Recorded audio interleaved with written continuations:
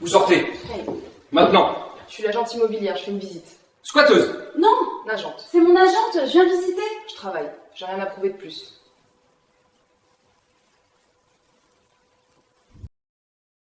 La voix est calme, presque professionnelle. Mais le ton porte autre chose. La certitude. Celle qui ne demande pas de preuves. Dans l'entrée baignée de lumière, l'agent immobilier reste figé.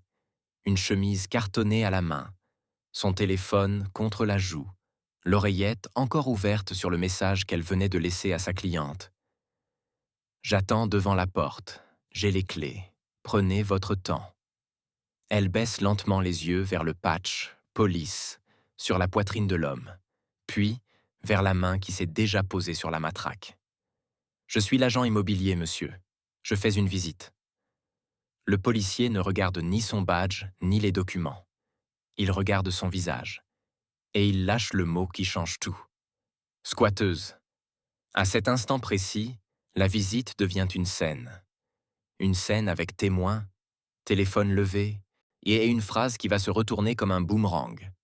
Quelques mois plus tard, un tribunal tranchera et un chiffre tombera, lourd, presque irréel, 1,3 million d'euros. Pas pour punir une erreur, pour dire qu'il y a des erreurs qui ne sont pas des accidents, pour comprendre comment une simple visite immobilière peut se transformer en accusation, menottes, humiliation publique et procès. Il faut remonter au début. Avant les caméras, avant les avocats, avant le mot squatteuse devenu un symbole. Il faut revenir à un quartier trop calme et à une idée dangereuse, celle que la légitimité se lie sur un corps. Cette histoire est une reconstitution, inspirée de récits et de schémas connus, d'éléments publics, de témoignages, et de ce qu'on observe quand un préjugé prend la place d'un protocole. Les noms, la ville. Certains détails sont modifiés, mais la mécanique, elle, est terriblement plausible. La ville s'appelle Belmont-sur-Rive, une grande ville moyenne où l'on distingue les quartiers à la texture des trottoirs. Au centre, l'ancien, les façades noircies, les cafés serrés, les scooters. Plus loin, des zones neuves, des immeubles vitrés, des stations de tram. Et sur les hauteurs, au-dessus des platanes et des rues en pente, les lotissements. Des portails, des haies taillées, des caméras discrètes qui surveillent des rues où il ne se passe presque rien. C'est là que se trouve la Villa des Ormes, un quartier qui ressemble à une publicité. Des maisons claires, des pelouses qui ne laissent jamais pousser un brin de travers, des boîtes aux lettres alignées comme des dents parfaites. Et c'est ici qu'une visite devait être routinière, et c'est ici qu'elle va exploser. L'agent immobilier s'appelle Aïcha Ndiaye, 33 ans, noire, française. Elle a le genre d'élégance sobre qu'on apprend dans les métiers où l'on doit inspirer confiance en 10 secondes. Chemisier simple, blazer clair, cheveux attachés, sourire mesuré. Elle connaît les codes. Pas seulement ceux des serrures, les codes des regards, les codes des doutes. Les codes de cette phrase qu'on ne dit pas mais qu'elle lit souvent sur des visages. Vous travaillez vraiment ici? Aïcha n'a pas grandi dans ce quartier. Elle a grandi de l'autre côté de la ville, dans un immeuble où l'ascenseur tombait souvent en panne et où la boîte aux lettres portait des étiquettes de noms effacés. Sa mère était aide-soignante, son père chauffeur. Il eut des horaires brisés, une fatigue constante et une discipline simple. Tu fais tes preuves. Elle a pas fait ses preuves partout. À l'école, où elle a appris à parler juste assez fort pour qu'on l'écoute, mais pas trop fort pour qu'on lui reproche le ton. Dans les petits jobs, où elle a souri aux clients qui confondent politesse et servitude. Et dans l'immobilier, où elle a compris très vite que ce métier n'est pas seulement vendre des murs, c'est vendre une histoire. Et parfois, c'est vendre l'idée que vous méritez d'être celle qui raconte. Aïcha travaille pour une agence qu'on appellera Rivage Immobilier. Un nom comme un autre. Une vitrine propre, 2 bureaux, une salle de réunion avec une maquette de quartier en plastique. Dans cette agence, Aïcha est performante. Elle a le sens du détail, la patience et cette capacité rare. Elle écoute vraiment. Les clients l'aiment pour ça. Ils la décrivent comme professionnelle, claire, rassurante. Ses collègues, au début, l'ont regardée comme on regarde quelqu'un qui arrive dans une pièce trop codée. Puis, ils ont cessé de la regarder, parce que ses chiffres parlaient. Aïcha signe des mandats. Aïcha conclut des ventes. Aïcha apporte des acheteurs sérieux. Et dans un métier où la commission est une religion, ça devrait suffire. Ça ne suffit pas toujours. La maison concernée, ce jour-là, est au numéro 18 d'une rue en boucle, allée des Ormes. Une maison vide, récemment rénovée. Des murs blancs, un parquet neuf, une cuisine ouverte, un grand salon qui sent encore la peinture. Les propriétaires, un couple parti à l'étranger, ont confié la vente à l'agence. La maison est équipée d'une boîte à clés sécurisée. Un petit boîtier noir fixé près du portail. Code unique. Historique d'ouverture. Tout est prévu pour que les visites se déroulent sans drame. Sauf que le drame, ici, ne vient pas des serrures. Il vient des yeux. Ce matin-là, Aïcha a 3 visites dans la journée. La première est au centre-ville. La deuxième, à l'autre bout de la ville. La troisième, ici, aux Ormes. La cliente s'appelle Élise Marceau, 36 ans, cadre, pressée, première acquisition. Elle a envoyé un message à Aïcha la veille. Je veux quelque chose de calme, lumineux, sûr. Je veux me projeter. Aïcha aime ces mots, parce qu'elle sait faire projeter les gens. Elle sait où se place la lumière à 11 heures. Elle sait comment un salon vide peut devenir une vie. À 11h20, Aïcha se gare devant la maison. Le soleil est haut, net, sans charme particulier. Un jour banal, presque trop calme. Elle descend de voiture. Elle ajuste sa veste. Elle vérifie son téléphone. Je suis là, j'arrive dans 10 minutes. Élise est en retard. Rien d'inhabituel. Aïcha marche vers le portail, sort le code, ouvre la boîte à clés. Un clic métallique. La clé est froide. Elle ouvre le portail, entre, referme derrière elle. Rien de suspect. Tout est normal.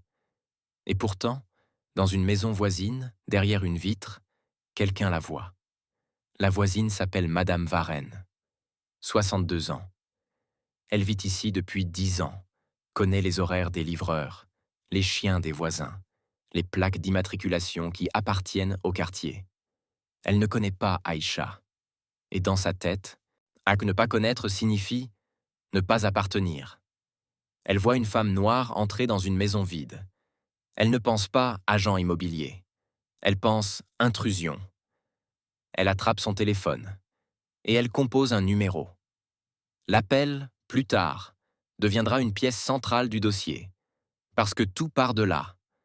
Une voix, un récit, une perception transformée en alerte.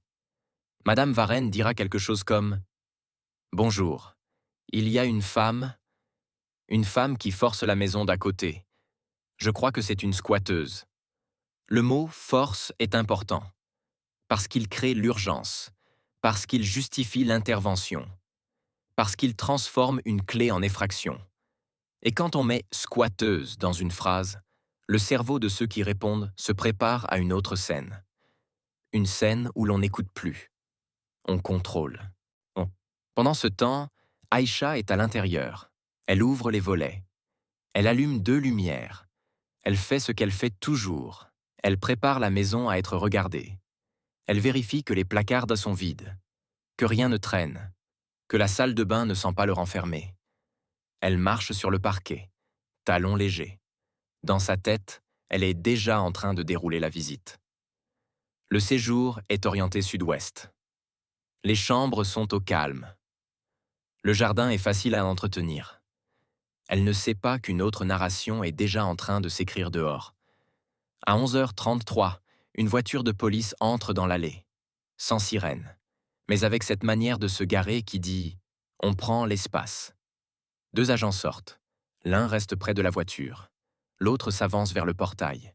Il s'appelle Brigadier Morel. 44 ans, 20 ans de service, le genre d'homme qui a appris à agir vite, à ne pas douter devant les témoins, à imposer le cadre. Et il entre déjà dans cette scène avec un scénario.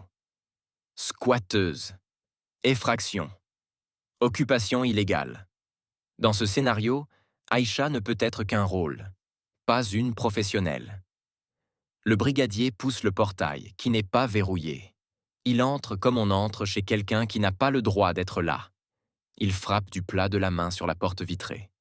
Fort. Un bruit sec. Aïcha sursaute, se retourne, avance.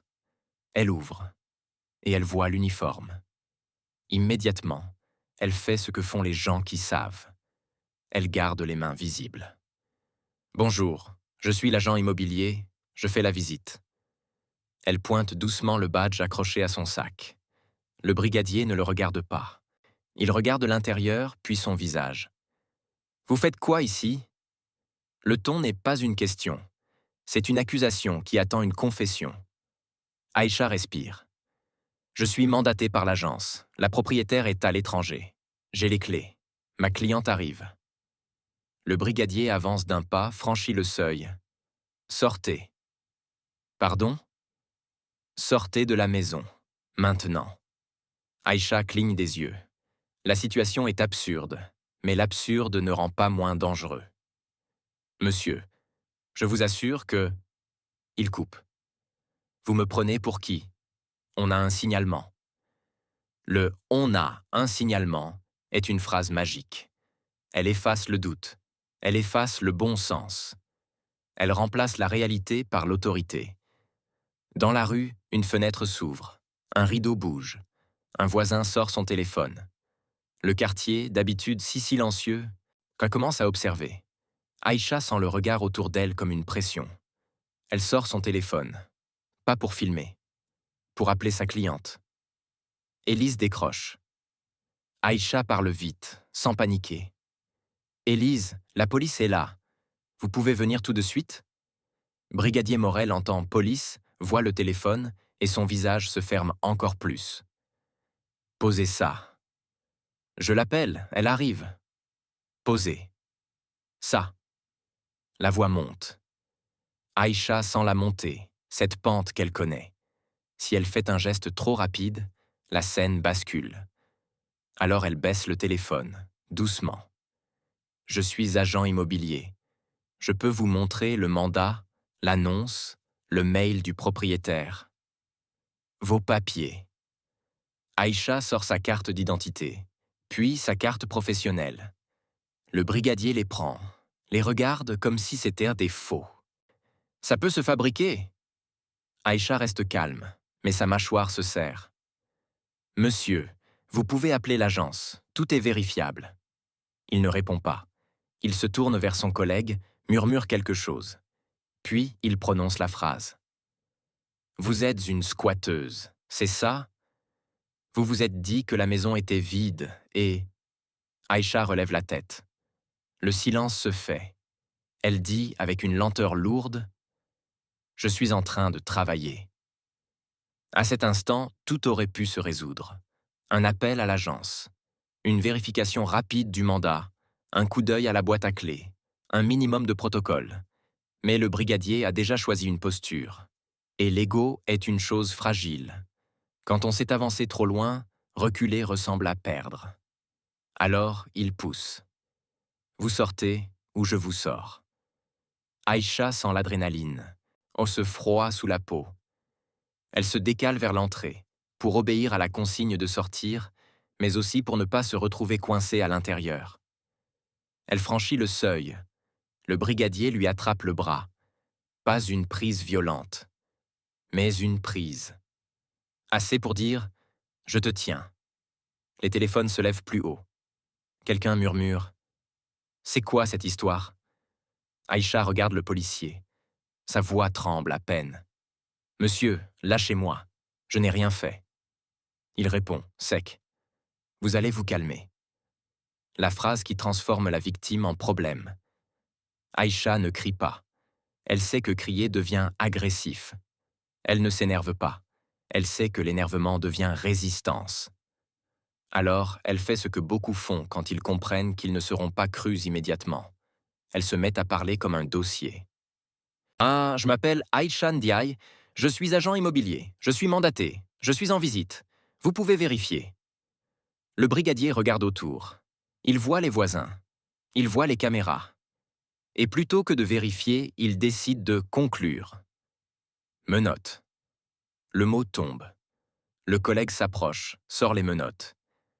Aïcha reste figée, comme si son cerveau refusait l'idée.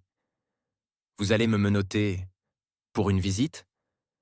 Le brigadier répond pour vérification. La justification la plus vague, la plus dangereuse. Les menottes claquent. Le métal serre. Aïcha inspire brutalement. Dans un quartier où personne n'est censé faire de bruit, on entend le clic comme un coup de marteau. À ce moment-là, une voiture arrive au bout de l'allée. Élise. Élise se gare à moitié sur le trottoir, sort précipitamment. Elle voit Aïcha menotter. Elle voit les policiers. Elle voit les voisins.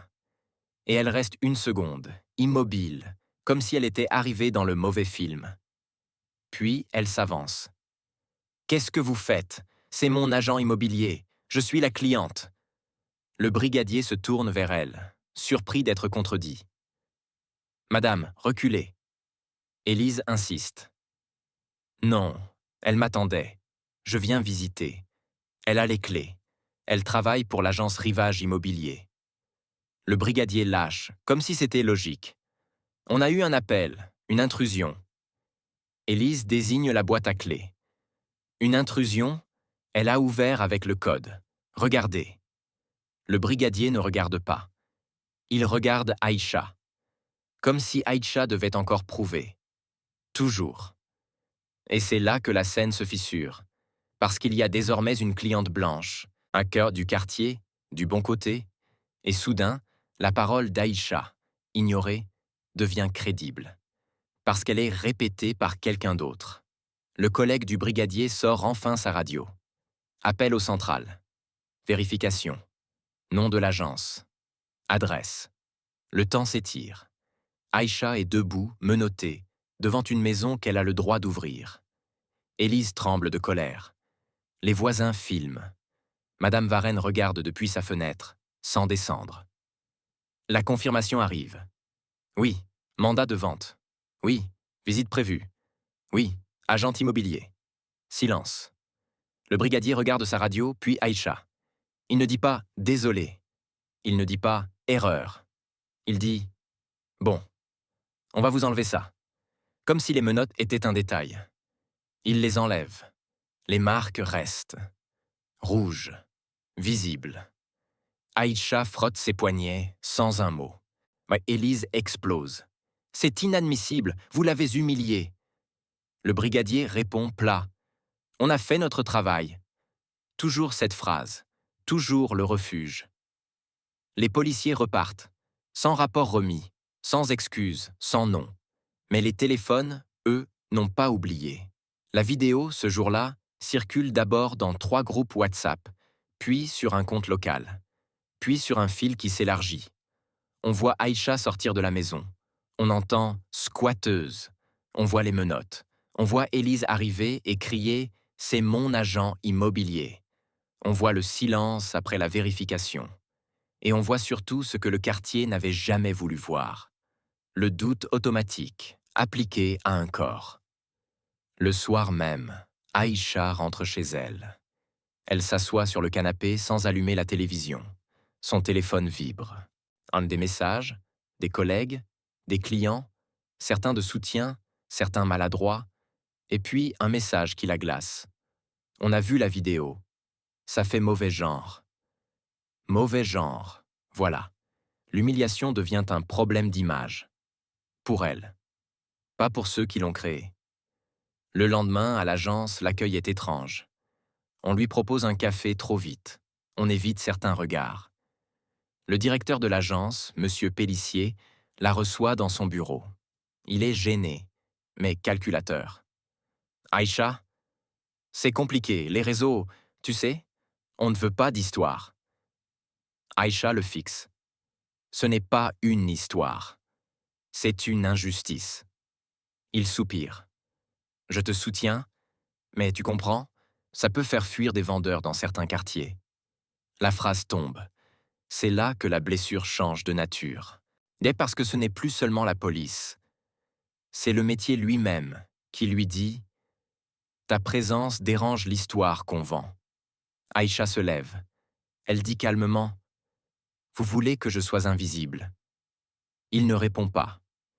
Elle contacte un avocat, pas pour se venger, pour remettre de l'ordre, pour que la réalité existe sur papier. L'avocate s'appelle Maître Soria Lemaître. 48 ans. Droit civil, discrimination, procédure longue. Elle écoute Aïcha sans l'interrompre. Puis elle demande « Vous avez une vidéo ?» Aïcha acquiesce. L'avocate hoche la tête. Alors on a une trace. Et quand il y a une trace, l'institution ne peut plus raconter n'importe quoi.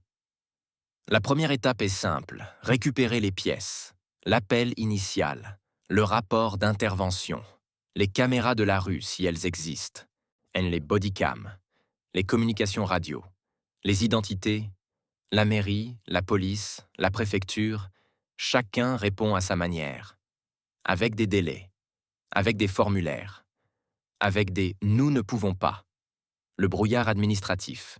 Mais la vidéo civile, elle, est déjà là. Et c'est elle qui empêche le dossier de mourir en silence. Puis arrive le premier twist, parce que la vidéo n'est pas la seule preuve. La boîte à clés, celle qu'Aïcha a ouverte, possède un historique. Heure d'ouverture, code utilisé, durée d'accès. Les logs montrent qu'Aïcha a ouvert le boîtier avec le code officiel, à l'heure exacte. Pas d'effraction, pas de forçage, pas d'intrusion. Un protocole respecté. Donc l'appel de Madame Varenne est faux. Ou plutôt, il est vrai dans sa tête, mais faux dans les faits. Et devant un tribunal, la différence entre je croyais et j'affirme coûte cher. Le deuxième twist est plus sombre. En creusant, l'avocate découvre que Madame Varenne n'en est pas à son premier appel. 3 signalements en 2 ans. Toujours le même schéma. Personne suspecte. Ne semble pas du quartier. Rôde. Regarde les maisons. 2 fois, les personnes signalées étaient des livreurs. Une fois, un étudiant venu récupérer un colis. À chaque fois, le mot « squatter » apparaît quelque part. Jamais prouvé, mais toujours insinué. Et à chaque fois, la police répond. Parce que dans un quartier comme les Ormes, un appel est pris au sérieux plus vite. C'est aussi ça, la mécanique. La plainte est déposée. Discrimination. Atteinte à la dignité. Détention arbitraire. Diffamation. Préjudice professionnel. Préjudice moral. Aïcha ne demande pas seulement un chèque, elle demande une reconnaissance, parce que dans ce type d'affaires, le pire n'est pas la scène. C'est ce qui suit. Les murmures, les rumeurs, les vendeurs qui disent « on préfère quelqu'un d'autre », les clients qui demandent « vous êtes vraiment agente ». Aïcha perd 2 mandats dans le mois. Pas officiellement à cause de l'incident. Officiellement, on a choisi un autre agent. Officieusement, l'ombre fait son travail. L'enquête interne de la police arrive. Comme toujours, rapide, fermée, propre. Conclusion. Intervention conforme aux procédures de vérification. Mot. Malentendu. Aucune mention de squatteuse. Aucune mention des menottes. Ou alors, un euphémisme. Immobilisation temporaire. Sauf que la vidéo dit autre chose. Et la vidéo, quand elle existe, il détruit les euphémismes. La mairie tente une sortie, un rendez-vous, une médiation. On reçoit Aïcha dans une salle trop lumineuse. Table blanche, bouteille d'eau. Un représentant dit « Nous regrettons que vous l'ayez mal vécu ». La phrase est un art. Elle reconnaît la douleur. Elle nie la cause. Aïcha répond calmement « Ce n'est pas mal vécu. C'est arrivé. » Silence. À ce moment, les médias locaux entrent dans l'histoire. Pas avec une enquête de 6 mois. Avec une question simple. Une agente immobilière menottée parce qu'on l'a prise pour une squatteuse. Les images font le travail. Et le public comprend en 10 secondes ce qu'un communiqué met 3 pages à masquer. La pression monte. La police refuse de reconnaître. La mairie craint le scandale. L'agence immobilière hésite. Et Aïcha, en elle tient, pas par colère spectaculaire, par fatigue lucide. Elle veut que ça laisse une trace, parce qu'elle sait, au fond, que si elle laisse passer, ça recommence. Pour elle, pour une autre, pour une prochaine visite. Au tribunal, les mots deviennent froids. Mais la froideur, paradoxalement, protège. On écoute l'appel initial. La voix de Madame Varenne. Le mot squatteuse. Le mot force. Les juges entendent l'écart entre la réalité et le récit. On écoute ensuite l'audio-radio. La manière dont l'intervention est décrite. Puis on regarde la vidéo civile. Et là, il n'y a plus d'interprétation possible.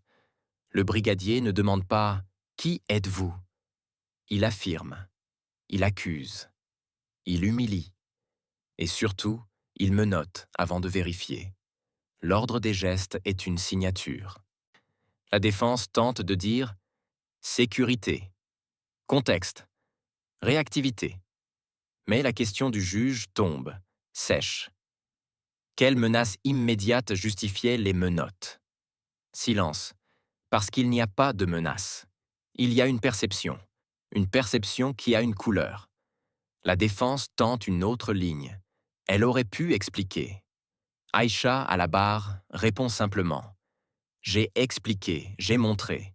On n'a pas regardé. Et c'est là, souvent, que les dossiers basculent. Parce qu'on comprend que la preuve n'a pas manqué. C'est la volonté de la voir qui a manqué. Le jugement arrive plus tard. Il ne ressemble pas à une scène de cinéma. Il ressemble à un texte, des paragraphes, des termes, des responsabilités. Mais au centre, il y a une idée. La faute n'est pas une erreur. La faute est un enchaînement.